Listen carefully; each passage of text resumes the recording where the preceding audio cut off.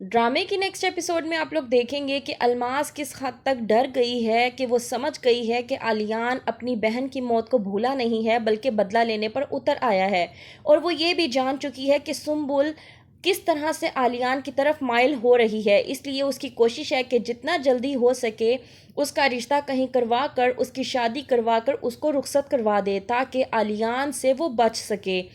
کہتی ہے علیان کی ماں کہ تم ٹکٹ کرواؤ، ہم لوگ واپس جائیں گے۔ اس بات پر علیان اپنی ماں سے کہتا ہے کہ ہم لوگ ابھی واپس نہیں جائیں گے۔ اس کی ماں کہتی ہے کہ کیوں؟ کیا آخر تم سعد کا انتظار کر رہے ہو؟ اس بات پر علیان بالکل خاموش ہو جاتا ہے کیونکہ علیان کے دل و دماغ میں تو کچھ اور ہی چل رہا ہے۔ کہتا ہے وہ اپنے دوست ناصر سے کہ وہ باہر کے ملک سے تمام تر اپنا بزنس وائنڈ اپ کر کے یہاں پر بزنس سٹارٹ کرے گا۔ ناصر کہتا ہے کہ تمہاری تو وہاں پر اچھی خاصی جاب ہے اور وہاں پہ اپنا گھر ہے، پھر تم کیوں یہ سب کچھ کر رہے ہو؟ کہتا ہے علیان کہ میں نے جو سوچا ہے وہ میں اب کر کے ہی رہوں گا، اپنی بہن کا بدلہ لیے بغیر مجھے سکون نہیں آئے گا۔ کرتی ہے ردا فون اور کہتی ہے علیان سے کہ تم واپس کیوں نہیں آ رہے؟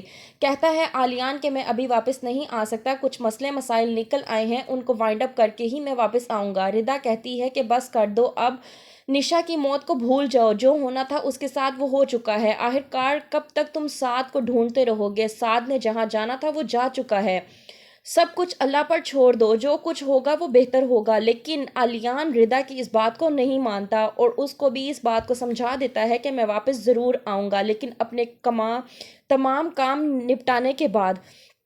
جب پتہ چلتا ہے سنبل کو کہ اس کے رشتے کے لیے لوگ آ رہے ہیں تو کہتی ہے کہ میں اب کیا کروں، کس طرح سے امی سے بات کروں، اور ویسے بھی علیان نے مجھے اب تک یہ تو کہا ہی نہیں ہے کہ وہ مجھ سے محبت کرتے ہیں۔